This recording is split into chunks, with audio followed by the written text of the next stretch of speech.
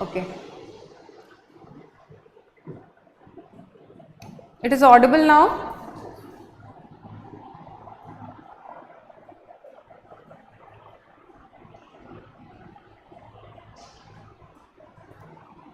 Okay, okay, okay. Let's start. Okay, so the first important news that we talked about is Gati Shakti National Master Plan. Okay, so this Gati Shakti National Master Plan, it is a multimodal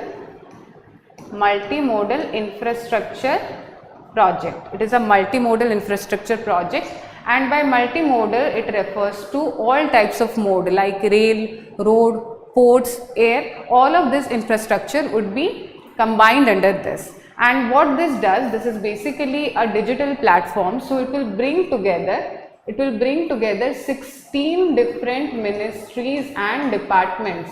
It will bring together 16 different ministries and departments. So it will help in better coordination in terms of planning and execution of the infrastructure projects. Okay. And when we will see a greater coordination in planning and execution of the projects, you will see a decrease. We are going to see a decrease in the logistics cost, right? You will see a decrease in the logistics cost.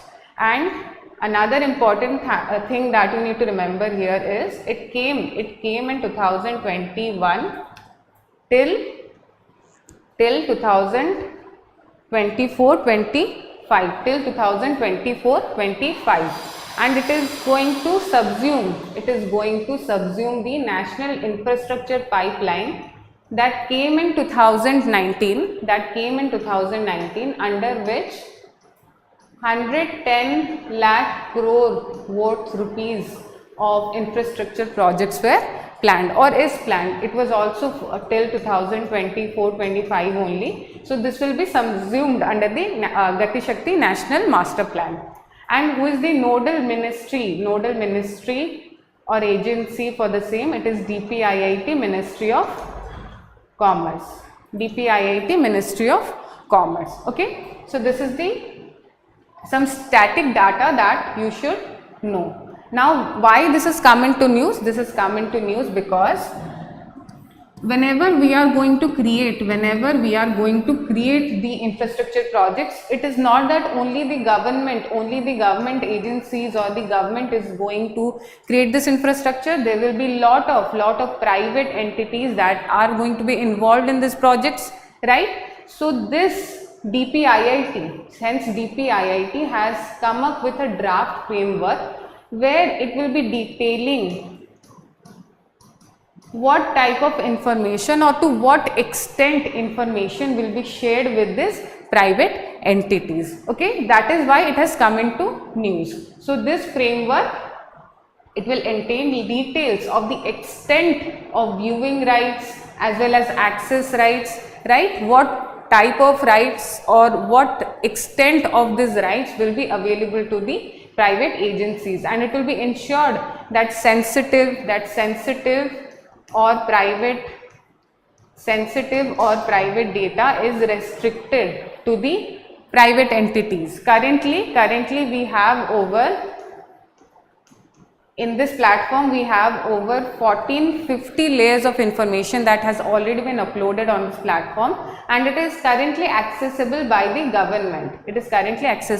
government. Central government and state governments, but the DPIIT, it is now bringing out the details of how this information or to what extent this information can be shared with the private entities. Okay, this is all that has come up in the news. This is the core idea of this news. Now let us go to the next topic, that is the export import data that the RBI has come up with.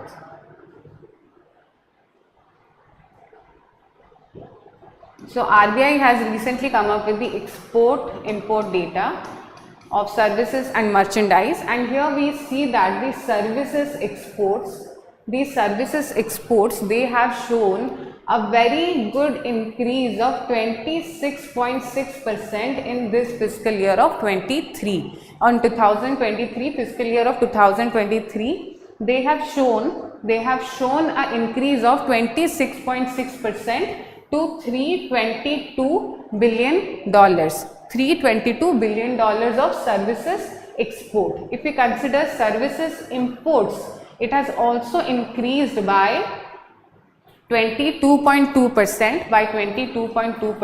$179.7 billion, right? And as you can see here, the services exports is greater than the services imports.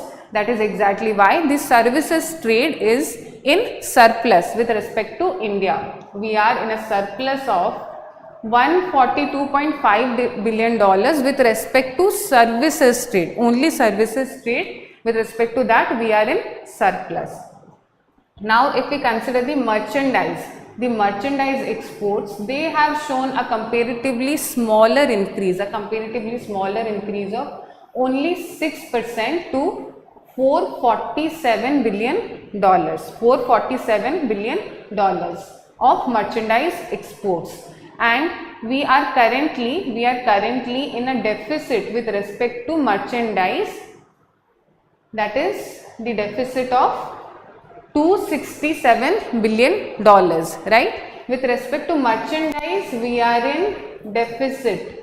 With respect to merchandise, we are in deficit. With respect to exports, we are in surplus, right? But if we consider our complete scenario, both services and merchandise, then we are in a cumulative trade deficit of $124.5 billion, right? We are in surplus with respect to services trade and deficit with respect to merchandise trade. But if we consider both the services and merchandise sector, we are in a cumulative deficit. Okay. And why this services exports? We see that services exports have increased by a really good amount. So what is leading this services exports? It is the software exports. It is software exports which is dominating the services exports. But along with that, this time we are seeing the other business services.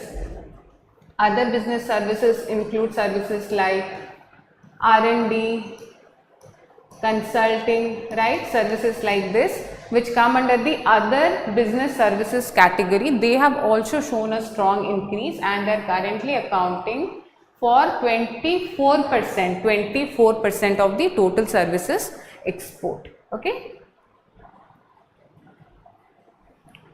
And our government of India, it has set out a certain target that it is planning on with respect to services and goods export, which is $2 trillion by 2030. And here we also have a little information with respect to WTO data for 2021. Okay, you should be aware of this as well. So currently India is having a share of 4% in services exports with respect to global services exports. India has a share of 4%, and with respect to global services imports, its share is 3.52%. Services exports and services imports with respect to global scenario. And if we consider the merchandise trade, India's share in exports of merchandise with respect to the world scenario, it is 1.77%. It is 1.77%.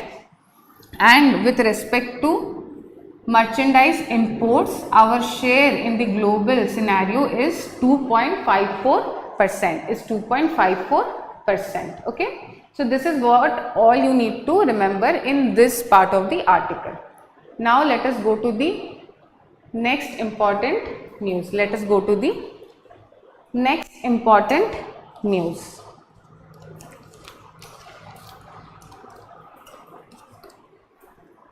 It is the Startup India Seed Fund Scheme. Startup India Seed Fund Scheme. So this came up in 2021 under Startup India only. Under Startup India, all of you must be aware of the Startup India scheme, right? Under this it came.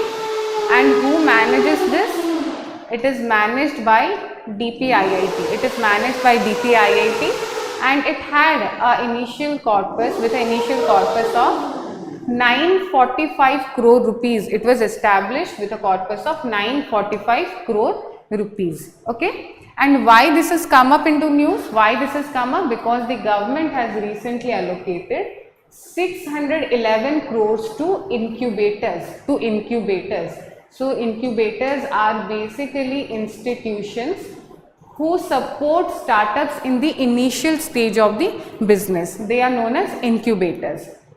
So the government has allocated 611 crore rupees to the incubators, and out of that 61 crore rupees were released to startups under the seed fund scheme so far. Okay, this is all you need to remember here. Apart from that, just like I said you, this came in 2021. In 2021 it came for 4 years.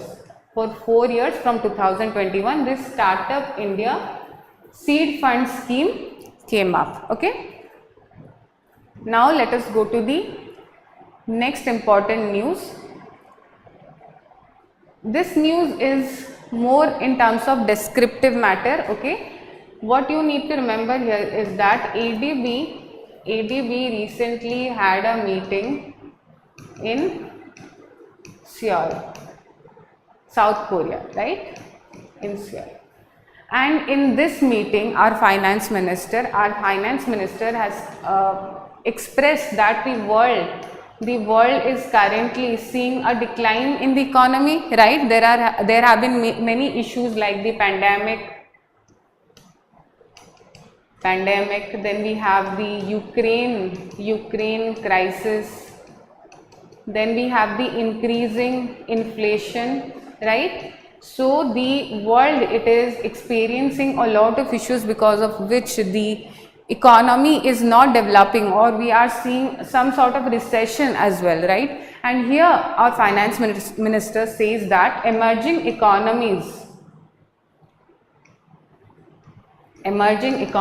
like India can help boost this economy, because emerging economies like India, they have shown a good rebound with respect to the pandemic, right? And currently India is also the fastest growing large economy, right? And it has also shown that it handled the crisis of pandemic, and it showed an economic revival. Okay, so the finance minister here basically says that the world crisis, right, the world crisis with world economic crisis that is we are experiencing to some extent, here the emerging economies like India can contribute to boosting up the economy. Okay, this is not from prelims perspective, but you should be aware, you can use such news in your, or such facts in your descriptive questions, like in your phase 2 descriptive questions you can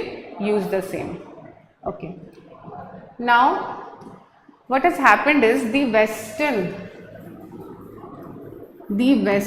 or richer countries, they are wanting to create a deadline. They are wanting to create a deadline for stopping the use of fossil fuel, right? The western or the richer countries, right? So they have already established advanced technologies, right? Advanced renewable energy technologies, like you have your hydroelectric power plants, then we have the wind energy, nuclear energy, right? So they have developed the infrastructure, they have developed the technologies, because of which they are easily able to shift from the fossil fuels to renewable energy, and they are wanting that we should have a deadline to stop the usage of fossil fuels. But as you must be aware that countries like India, if we consider particularly about India, 3/4 of its energy requirement, 3/4 of its energy requirement, it is sustained with the help of coal. So as you can understand, 75% of our energy requirement, if we are using coal for that, it is not really possible to get rid of fossil fuel all of a sudden. We cannot accept a deadline for the same, right? So emerging countries like India, and it is also being supported by countries like China and South Africa, what they want to ask, what they are asking is that instead of having a deadline to completely eliminate the usage of fossil fuel, what we can focus on, what we can instead focus on is net zero emissions. Net zero emissions. So for that, instead of trying to eliminate the usage of fossil fuels completely or having a deadline for the same, we want to focus on emerging countries like India, supported by China and South Africa. They want to focus on net zero emissions, and for that they want to establish a plan, a procedure for the future. Okay, this is what is in this news. So the emerging countries like India, China, South Africa, they instead of wanting to completely eliminate the usage of fossil fuels, they want to focus on a plan or a path. We want to plan a path for net zero emissions. Okay, and here another thing that is mentioned in this news, the G20 Energy Transitions Working Group in Gujarat. So you must be aware that there have been many G20 working group meetings that have been happening over the country, right? It is important for you to remember the venue or the location where these working group meetings are being conducted. So the second G20 Energy Transitions Working Group, it was conducted in Gandhinagar, Gujarat. Okay. This is all you need to learn from this part of the news. Now let us go to the next news, which is very important. It is the IMF data, and IMF has come up with or has published the regional economic outlook. Regional economic outlook will be focusing on the Asia Pacific regional economic outlook. So the first thing, before going to the data that has been put forward by IMF, what is important for you to remember here is that who publishes the regional economic outlook? Who publishes the regional economic outlook? Your answer would be IMF. Your answer would be IMF. Okay. Now let us come to the data or the findings of this report. So it says that in the Asia Pacific region, the countries India and China together, they are going to power a 4.6% growth in Asia. This data is not just for India, but India and China together, they are going to contribute for a 4.6% growth in the region of Asia. Okay, and it also believes that these two economies, India and China, they are going to make up around half of the global growth this year, and the rest of the region will contribute to another 20%. Okay. So what is important for you to remember here? It's important for you to remember this value, 4.6% growth in Asia will be powered by India and China. Okay. And another data that is important for you to remember here is this, the growth forecast that is being done by IMF. So for the fiscal year of 23, the growth forecast by IMF in its regional economic outlook, it is 5.9%, and this is for India only. This is for India only. Okay. And apart from this, there are also two facts that you need to remember, but it is not IMF data. IMF data says that in the fiscal year of 23, the growth is 5.9%. This is by IMF. This is by IMF. And the official data of India, Indian official data, it states that in the financial year of 2023, the growth would be 7%, and in the financial year of 24, the growth would be 6.5%. Okay. So here you need to remember that this is the IMF data. 5.9%, and this is the government data, official government data of India.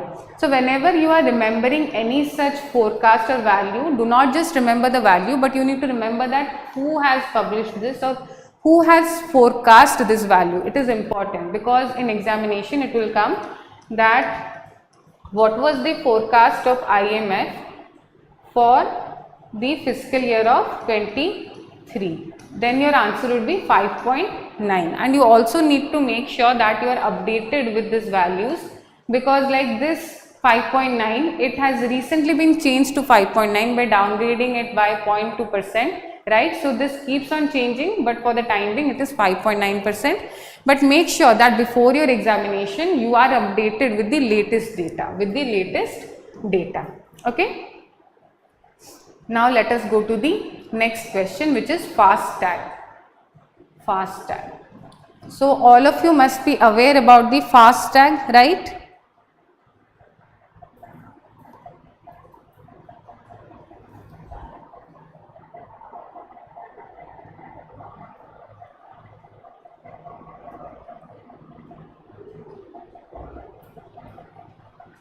Yes, all of you must be aware about the FASTag. So it is based on the RFID technology, radio frequency identification, and what it is used for? It is used for toll collections, right? Recently we have reached a very remarkable collection in a single day, that is 29th of April.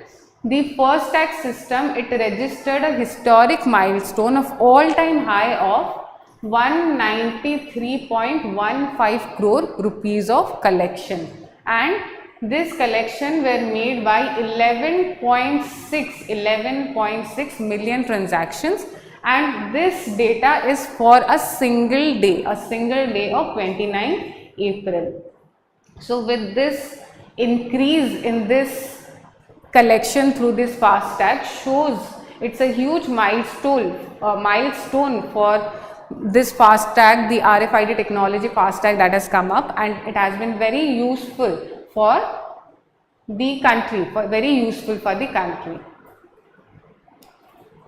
You don't need to exactly remember the micro data here, like how many toll plazas, like there are over 1200 toll plazas, and then the penetration is 97%, over 69 million FASTags has been issued to users. Okay, you simply should have an idea about this, but this value that we discussed in the beginning, the 193.15 crore rupees of collection that was made through FASTag on 29th of April. It is a record collection in a single day.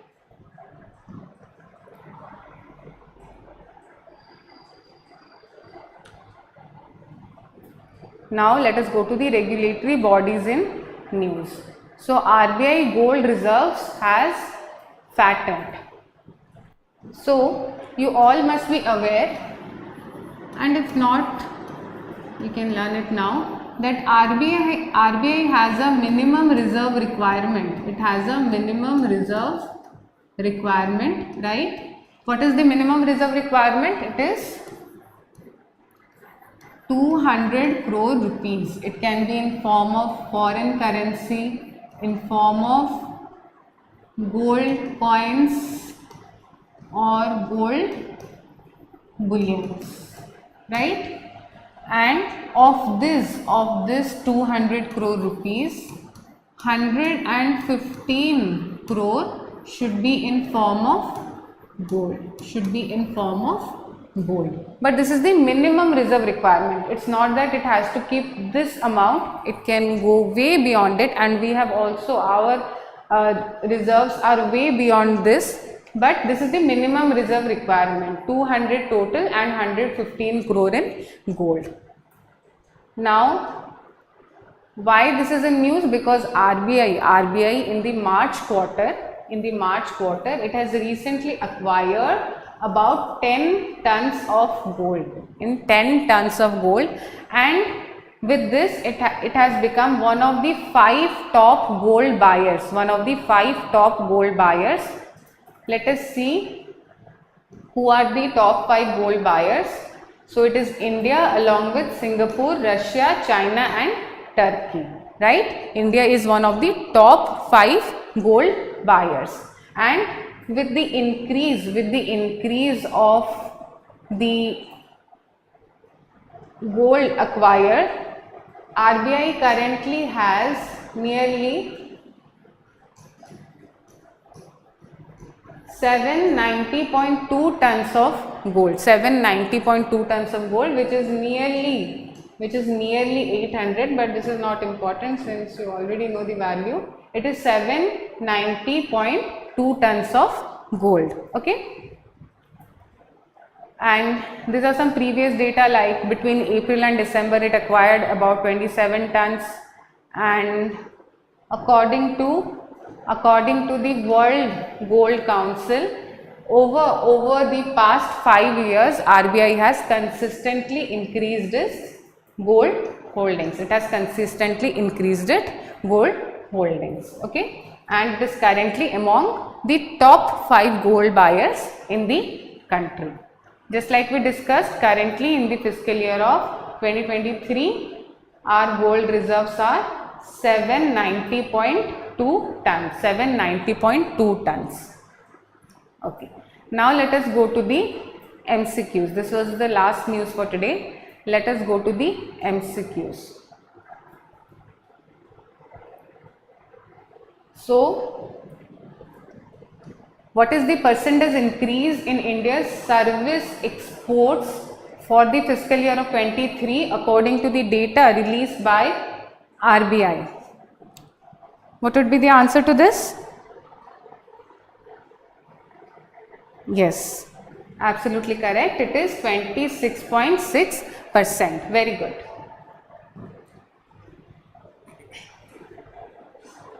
The next question.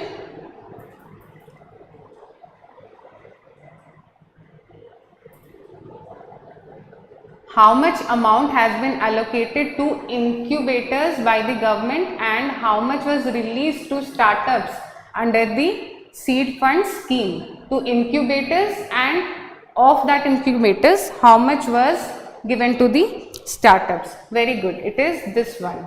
611 crores were given to the incubators and 61 crores were given to startups. And here this number is to create confusion because this is the corpus. This is the corpus of the seed fund scheme.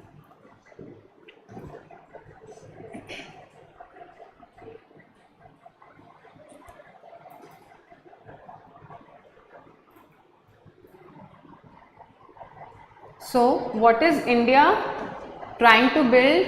A consensus within the G20 group, and what phrase is it keen to introduce in commune to be released in the summit in September? In the summit of September. So, we discussed that the West is trying to make us have a deadline for fossil fuel usage. Instead of that, we are promoting something else. Right? So what would be the answer to this question?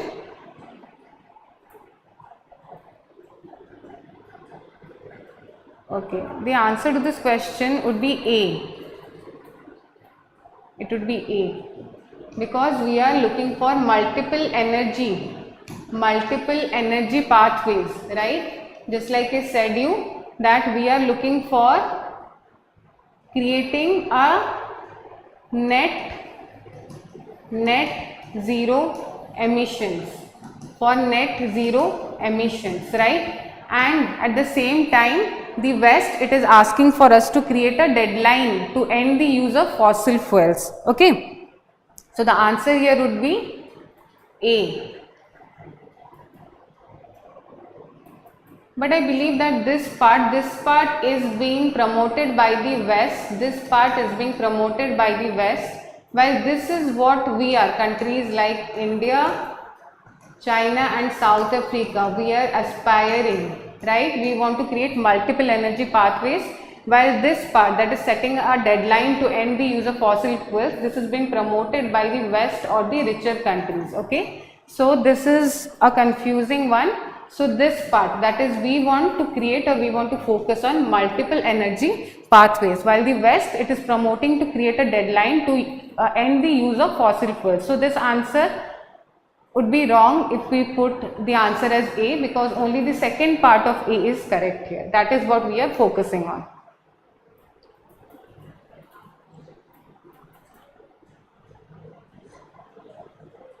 Then what is the growth rate predicted for Asia in 2023 according to the IMF's Regional Economic Outlook?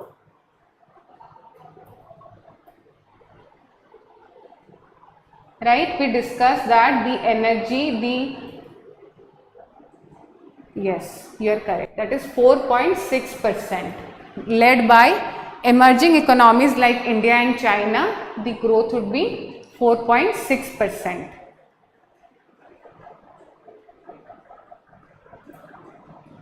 Right? Okay. So this was the last question for today. Okay, we have another question. Sorry, 4 questions were over. So why did Reserve Bank of India acquire